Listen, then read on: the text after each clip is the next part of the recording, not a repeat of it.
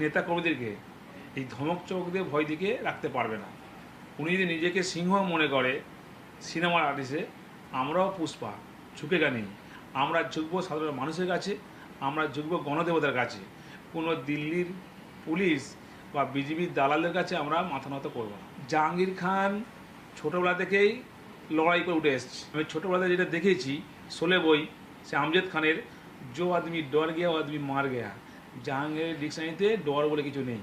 আমরা ভয় পাই অন্যায় দেখে, অপরাধ দেখে, কিন্তু কে ধমকাবে, চমকাবে, ভয় দেখাবে, জাহাঙ্গীর খান তাতে কর্ণপাত করে না। যতবার ইলেকশন হয় আমি আমার রুমের ভেতর থেকে কন্ট্রোল রুম খুলে ফোনে ফোনে আমি সঙ্গে যোগাযোগ রাখি, কোথায় কী পোল হচ্ছে না হচ্ছে, ভোট হচ্ছে করি। বলছি, তৃণমূলের চোরেরাও পুলিশের কাছ থেকে প্রোটেকশন পায়? এটাই পশ্চিমবঙ্গ বলেই সম্ভব। অন্য কোথাও হলে হতো কি না জানি না। দেখ, আমাদেরকে যে আরও কত কি দেখতে হবে কে জানে বাবা। বলছি, জনরোষের হাত থেকে বাঁচতে পুষ্পা এতদিন উদাও হয়ে গেছিল। আবার বলে কি না, পুষ্পা ঝুঁকেগা নেহি, কিন্তু এখন তো পুষ্পা ঝুঁক গেয়া। 6 দিন পর এখন পুলিশের সাহায্য নিয়ে পুলিশের প্রহরায় বাড়ি ফিরতে পারলো, আবার বড় বড় কথা বলে। আর একটা জিনিস দেখুন, 21শে মে ভোট, আর আজ 12 তারিখ হয়ে গেল, তারপরেও ভোট প্রচারে নেই। আসলে ও তো জানে যে প্রচারে নামতে গিয়ে সত্যি সত্যি যদি উল্টো করে ঝুলিয়ে সিধে করে দেয়, তাহলে ওর আর অস্তিত্ব খুঁজে পাওয়া যাবে না। পুষ্পা এখন চামচিকি হয়ে গেছে।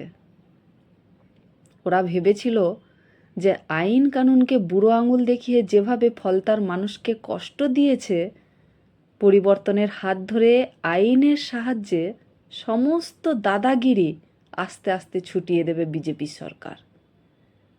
কাজেই এদের জন্য আজকে ফলতার হিন্দুরা আজ অসুরক্ষিত।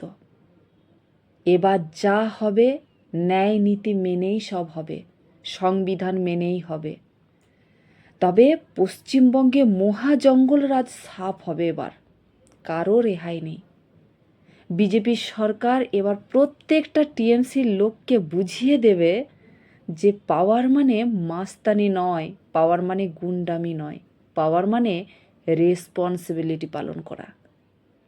শুধু একবার ভোটটা হতে দিন, তারপর এদেরকে ভালো করে ফিনাইল দিয়ে স্যানিটাইজ করে যোগী স্টাইলে অ্যান্টিবায়োটিক ট্রিটমেন্ট শুরু করবে, দেখবেন। তখন দেখতে পাবেন এই দাদা যুবরাজ তখন মেঘনাথ হয়ে গেছে, আর পিসি নির্দ্বিধায় বলে দেবে যে আমি ওইসব কিছু জানি না। তবে এ ব্যাপারে শুধু আমার পুলিশের কাছে একটাই অনুরোধ আছে, সেটা হচ্ছে শাহজাহানের মতো 2 দিন পরে জাহাঙ্গীর যখন মামা বাড়ি যাবে, তখন যেন যত্নের কোনো ত্রুটি না হয়, সেদিকে একটু লক্ষ্য রাখবেন প্লিজ।